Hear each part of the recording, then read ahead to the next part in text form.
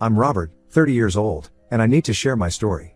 My wife Eliza, 28F, and I have been married for 3 years now. Our relationship started in a whirlwind of passion and rebellion. Both our families were against our union for various reasons, but we fought against all odds to be together. We thought we were living our own fairy tale, proving everyone wrong about our love. A year into our marriage, Eliza got pregnant, and we were overjoyed. We welcomed our beautiful baby girl, Sophie, into the world. Everything seemed perfect. I had a demanding job, so we decided to hire a babysitter to help out with Sophie when both of us were busy. We found Maria, 35F, who seemed great with kids. She often came with her husband, Tom, 37M, who would drop her off and pick her up. I didn't think much of it at first. They seemed like a nice couple, and Maria was excellent with Sophie. About 6 months ago, I started noticing something odd. Tom would linger around after dropping Maria off. At first, I brushed it off, thinking maybe he was just being protective of his wife. But then I noticed he wasn't always leaving immediately. He'd park his car down the street and wait.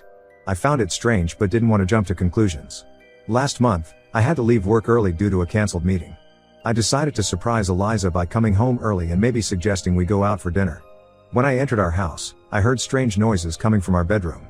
My heart started racing as I approached the door. What I saw next will haunt me forever. Eliza was in bed with Tom, our babysitter's husband. They were so engrossed that they didn't even notice me at first. Maria was sitting in a chair in the corner of the room, just watching them. I felt like I was in some twisted nightmare. I must have made a sound because suddenly all eyes were on me. Eliza's face went pale, and Tom scrambled to get dressed. Maria just sat there, looking oddly calm. I couldn't process what was happening.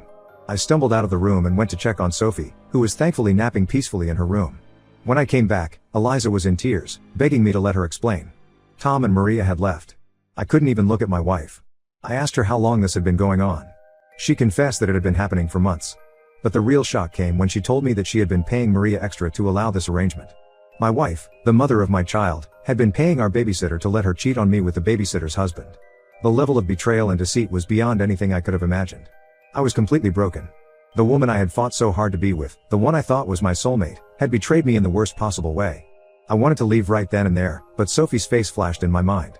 She was innocent in all of this, and I couldn't bear the thought of her growing up in a broken home.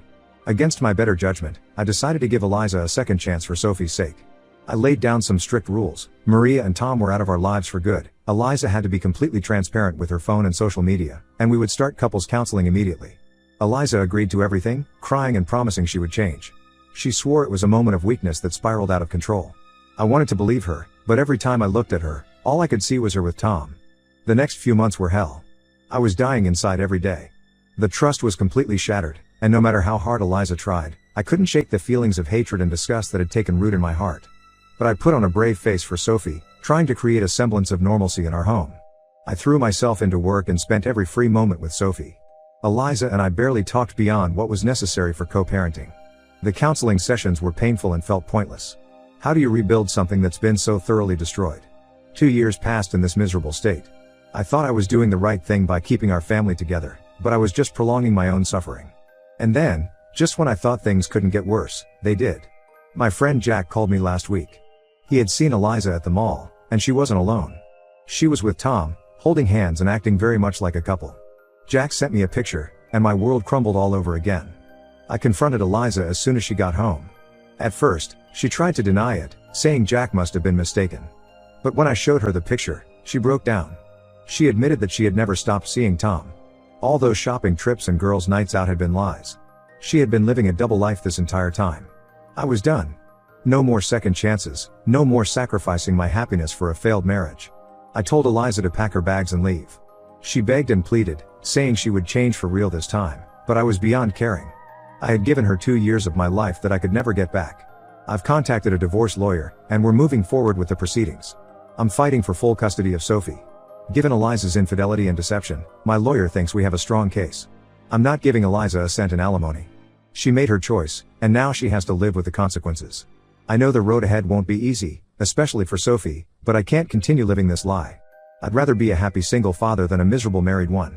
I'm sharing this story because I need support and advice. How do I move forward from here? How do I explain this to Sophie when she's older? And most importantly, how do I trust anyone again after this level of betrayal? Update 1. It's been 2 weeks since my last post, and I want to thank everyone for their support and advice. A lot has happened, and I'm still trying to process it all. First, the divorce proceedings are moving forward. My lawyer is confident about our case for full custody of Sophie. Eliza has moved out and is staying with her parents. They've been calling nonstop, trying to convince me to give her another chance, but I'm standing firm.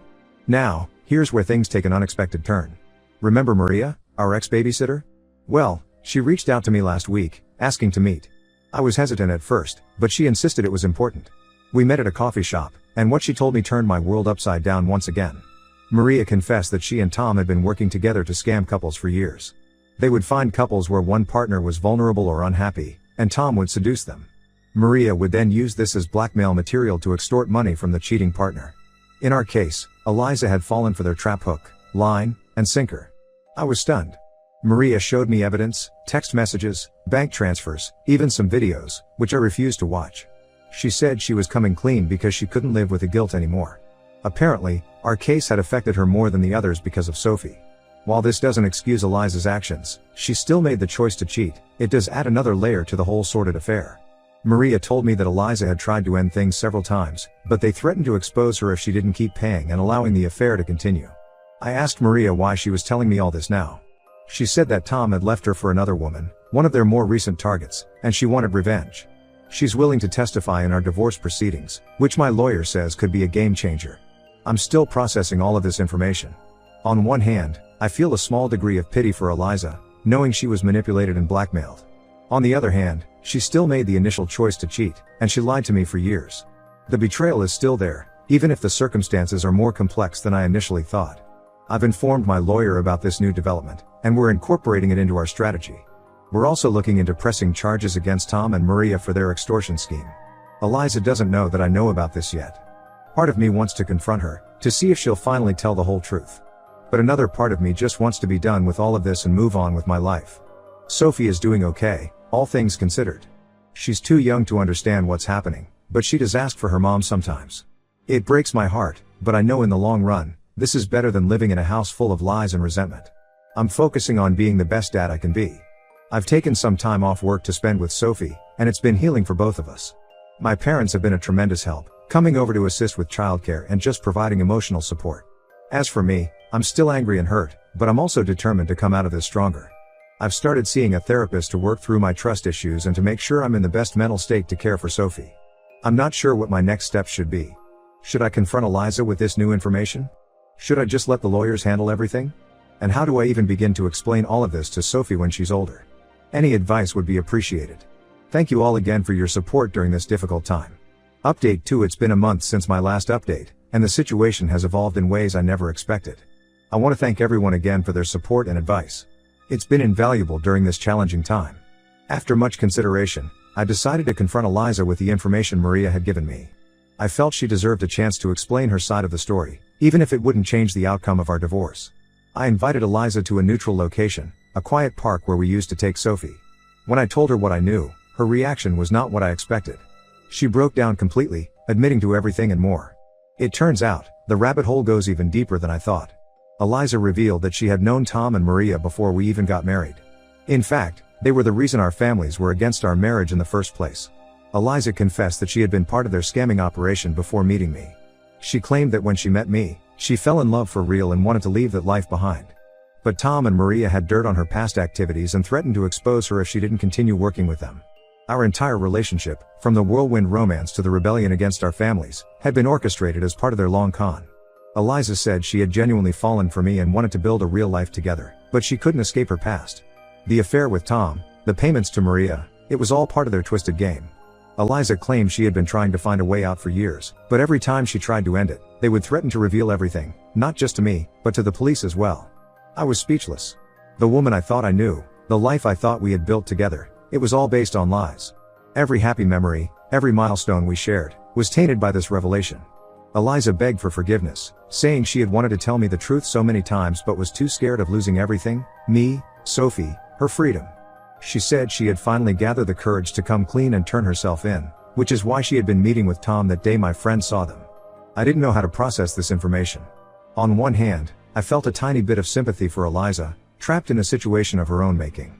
On the other hand, the level of deception was beyond anything I could have imagined or forgiven. I told Eliza that while I appreciated her finally telling the truth, it didn't change anything about our divorce or my desire for full custody of Sophie. She understood and didn't fight it. What she did next surprised me. Eliza said she was going to turn herself into the police and provide evidence against Tom and Maria's entire operation. She said she wanted to make amends, even if it meant serving time. I'm still trying to wrap my head around all of this. My lawyer is working overtime to navigate this complex situation. We're cooperating with the authorities to bring down Tom and Maria's operation, which apparently spans several states and has affected numerous families. As for Sophie, I'm more determined than ever to protect her from all of this. My parents have been incredible, offering to help me raise her while I sort out this mess. I'm grateful for their support, especially now that I know why they were so against my marriage to Eliza in the first place. I'm angry, hurt, and feel like a complete fool. But I'm also relieved in a way. At least now I know the whole truth, as ugly as it is. I can start to heal and move forward without any lingering doubts or what-ifs. My focus now is on Sophie and ensuring she has a stable, loving environment. I'm also working on myself, continuing therapy to process all of this and to make sure I don't carry this baggage into future relationships. I know the road ahead will be tough, especially when it comes to explaining all of this to Sophie when she's older. But I'm committed to being honest with her, in an age-appropriate way, and showing her that it's possible to overcome even the most difficult challenges. Thank you all for listening and for your continued support. If anyone has experience dealing with such complex family situations, I'd appreciate any advice on how to move forward, especially when it comes to co-parenting with someone who's facing legal troubles. Update 3: It's been 6 months since my last update, and I wanted to share how things have progressed. A lot has changed, and while it hasn't been easy, I finally feel like I'm on a path towards healing and a better future. First, the legal matters. Eliza followed through on her word and turned herself into the authorities. She provided extensive evidence against Tom and Maria's operation, which led to their arrest and the uncovering of a multi-state fraud ring. The case is still ongoing, but it looks like they'll be facing significant jail time. As for Eliza, due to her cooperation and the circumstances of her involvement, she was offered a plea deal. She'll serve some time, but not as much as Tom and Maria. She's also required to pay restitution to the victims of their scams. Our divorce was finalized 3 months ago. Given the circumstances, the judge granted me full custody of Sophie. Eliza has limited, supervised visitation rights for now, which will be reassessed after she serves her sentence. Sophie is doing well, all things considered. She's too young to understand the complexities of the situation, but she knows that mommy did something wrong and has to go away for a while. I've been working with a child psychologist to ensure we're handling this in the best way possible for her emotional well-being. My parents have been my rock through all of this. They've moved closer to help with Sophie, and their support has been invaluable. I've also reconnected with old friends who have been incredibly supportive. As for me, I'm still processing everything, but I'm in a much better place now. Therapy has been crucial in helping me work through my trust issues and anger. I'm learning to forgive, not for Eliza's sake, but for my own peace of mind and for Sophie's future. I've thrown myself into being the best father I can be. Sophie and I have our routines now, and seeing her smile and grow despite everything that's happened gives me strength every day. Work has been understanding throughout this ordeal. I've scaled back my hours to focus on Sophie, and they've been supportive of this decision. I've also started volunteering at a support group for people who've been victims of fraud and deception. Sharing my story and helping others has been unexpectedly therapeutic. As for future relationships, I'm not ready to dive back into dating yet. My focus is on Sophie and on continuing to heal. When the time is right, I know I'll be able to approach relationships with a healthier perspective. Looking back, I realize how naive I was, but I don't blame myself anymore. I've learned valuable lessons about trust, forgiveness, and resilience. I'm committed to teaching Sophie these lessons as she grows up, to help her navigate the complexities of life and relationships. To everyone who's followed my story and offered support and advice, thank you. Your words have been a source of comfort and strength during the darkest times. For those who might be going through similar situations, my advice is this: it's okay to feel hurt, angry, and betrayed. But don't let those feelings consume you. Focus on what truly matters. In my case, it's Sophie. And remember, it's possible to rebuild and find happiness again, even after the most